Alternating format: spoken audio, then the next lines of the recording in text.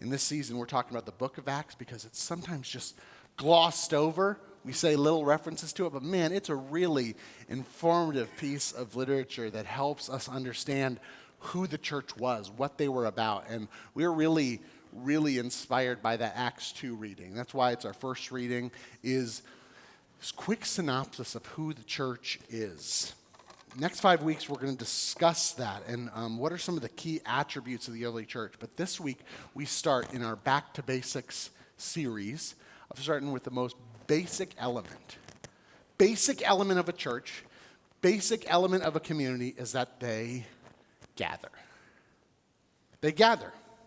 As Lutherans, you guys should be well versed in this. I don't know if you invented the potluck, but you do it really well. I'll say no matter where I go, whether Florida, North Dakota, Texas, or here, y'all can throw a potluck because y'all are into breaking bread together, which is good.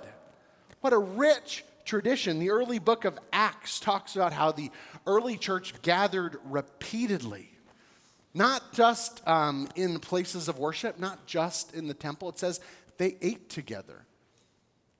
What we can take from that in multiple situations is they just do life together. They understand that there isn't a part of life that is separate from this holy endeavor they're on together. The most basic element of community is that they gathered. I think we keep that tradition alive and well, really well through potlucks, but what we're doing right here, worship.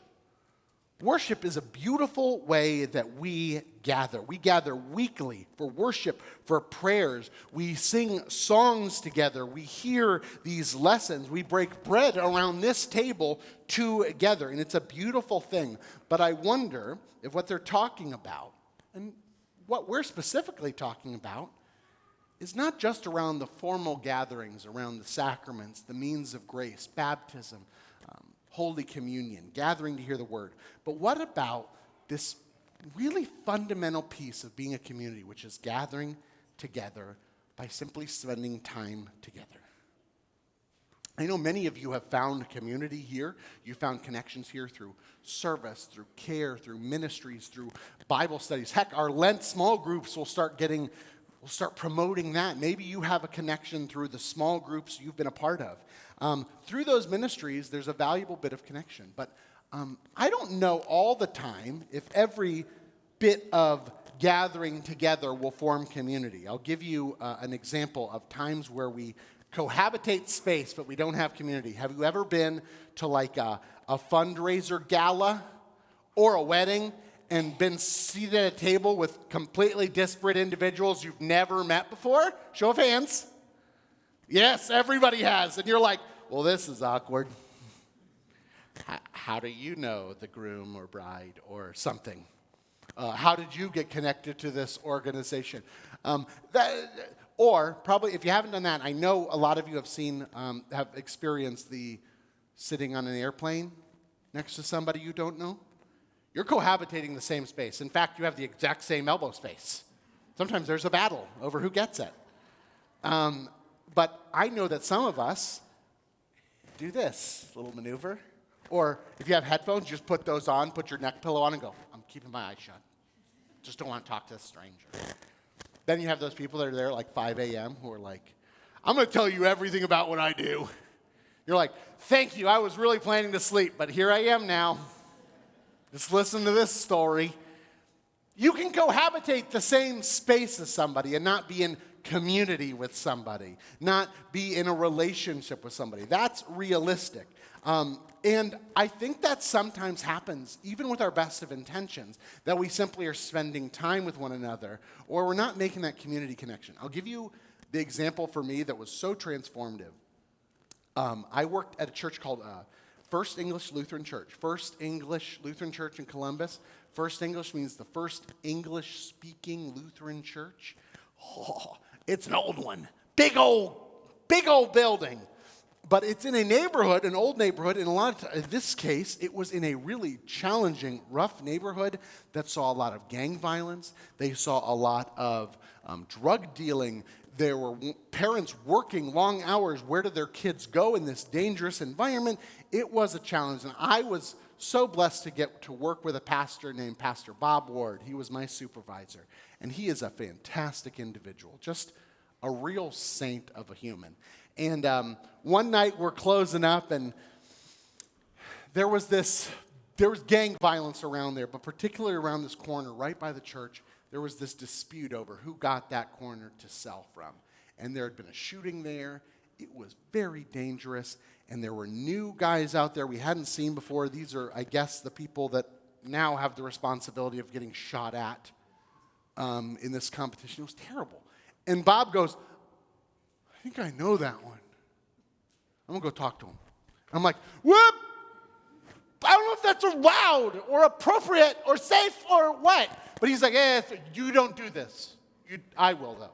And he goes down there, and I see him gesticulating, talking about the location, and he comes back, and he's frustrated. I'm like, how'd that go? And he goes, I don't think it got through, though. I was trying to tell him how important this place is as like a safe place and how dangerous it is, and blah, blah, blah. I get it. Don't you do that, though. Right? Repeat, I do not need to hear about this, that I sent an intern to go do that. And I was like, okay, good. Lovely guy. But one of the things, he just loved community so much. One of the things that probably drew me there the most was the community breakfasts he would do. He thought, what a great way for this community to do church than around a table. That's a tradition. You heard about that? They gathered around the breaking of bread. He was like, this neighborhood could really use a community breakfast. So volunteers from all over the area would come to make breakfast. I, as the MIC student there, I was running groceries. Sometimes I was cooking eggs. I was like, this place is awesome, because we would feed 100-some people who would come through there, and then they'd sit down at these tables and hear this word of life, because worship would happen. It was very, very beautiful. It was very excellent. It was formative for me and a big part of this story of why I just love this. And one day I was just doing my thing, running around. If you know me, you know I like moving. And Bob just stops me and goes, hey, I think we're good. Volunteers, if you just want to sit down. And I go, do I look like tired or something? And he's like, no, I think you should have something to eat. Why don't you just grab something to eat and sit down? And I'm like, okay, so like back here, I'm thinking still like back where the volunteers are. And he's like, no. Out there, sit at the tables with this community, sit down, gather with them, eat breakfast with them, receive breakfast with them, your brothers and sisters. Just sit there, eat, take part in the worship service, listen to your neighbors, listen to your brothers and sisters, be here. And I go, oh, that's different. Okay. I think I get what he's getting at. There was a guy who would come there regularly who served. He was another helper, and I remember him telling me, Pastor Bob was a big part of why he came there. And he said, I was never invited to serve. I was never invited to come join this church. Bob just came up to me and asked me, we had this relationship. He said, do you want to be a part of something? I didn't know I did, but yeah, I did want to be a part of something. And that's what Bob was inviting me into, to sit down. Be a part of this. Just be a part of it. You don't need to lead. You don't need to serve. You don't need to volunteer, coordinate. You don't need to run around and do all these things, because Lord knows German Protestant work ethic prevails. You got to do stuff, right? And he's like, the stuff I'm asking you to do is to just be there. Be a part of something. Yes, I didn't know I needed that until I heard it. It's a really beautiful thing, a really big challenge for every one of us. Because I think what Bob saw was no us and them. He just saw us. We're the community. Bob just saw us. Bob wasn't just about feeding people or putting busy volunteers to good work. Pastor Bob was about trying to make a community. He was trying to get faithful people to gather. This week, on the anniversary of the earthquake in Haiti, I was there during the earthquake that changed and ended so many lives. It really changed me. When I came back from there, I was on fire. How am I going to serve somebody? That's why I started working at First English. I want to serve. I'm not made of glass. I can help. I can be a blessing to others. The Pastor Bob reminded me the most central, basic element of this life of faith is what we're talking about here, which is that we are needed.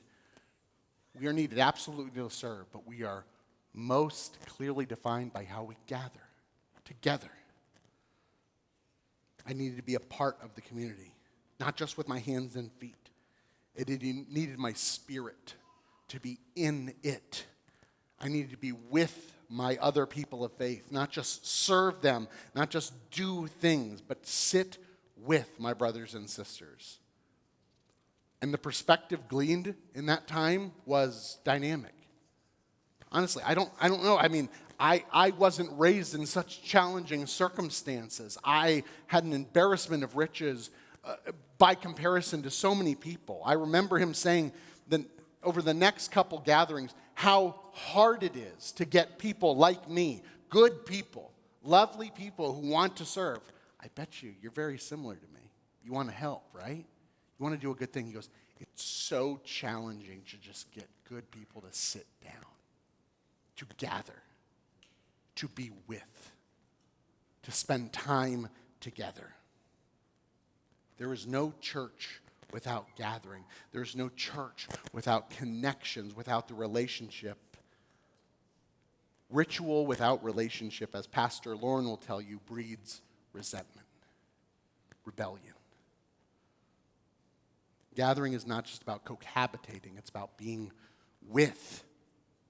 So over the next few months, I spent time sitting with folks at First English who came for breakfast and a word. I heard about their struggles. I heard their perspective about living in this environment I'd never lived in. I heard about the spiral of poverty. I'd heard about it in Haiti. I heard how poverty can really pull you down. But to hear it in this context was wholly unique. It is different to hear your neighbor speak of it. It's different to hear your neighbor talk. And I will say, I was blessed by this new perspective. Y'all are blessed by multiple perspectives regularly. Y'all know the gospel is about the same events, but told from 4 different perspectives. We are blessed by those different perspectives, different elements of the story that were highlighted, that they're like, this is meaningful. Our perspective, when we sit with others, when we gather with others, is not just challenged sometimes, but it's always widened. This time together, back to basics, acknowledges the most basic fact that we are better as a church together. The church is called, as it always has been, to gather. Not just to observe worship, which is absolutely part of it, but we are bettered by being together in a church that learns together, in a church that worships together, breaking bread together. All of the moments we provide to be a community of faith. Brothers and sisters, I will ask you, how will you make the most of this time when you're together? After this service, we have a connections hour, an opportunity for you to get to know other people, to also learn together, to hear perspectives of other people. How are we taking time not just to gather together in the same space, but use the time to connect? Not just here, but over a meal perhaps. Uniquely, what about if we spent time together on our trip to the grocery? Errands. Can't let people know I'm behind on something. I'm guilty of this. I don't want people to come over to my house and see my messy house sometimes. If I neglected the care of an area, I am known for making a mess. But I have the suspicion that the early church probably gathered in some messy places, some messy households. They're like, sorry, this is a mess from this morning. Sorry. It's okay. Because we are called to gather. We are blessed by that gathering. We are shaped by the time, and we are better because of it. Blessings as we start this journey together. Ask yourself, do you want to be a part of something? Because this something is going to change you. It's going to change all of us. It's going to change our neighbor. It's going to change, according to Jesus, the whole world for good. Amen.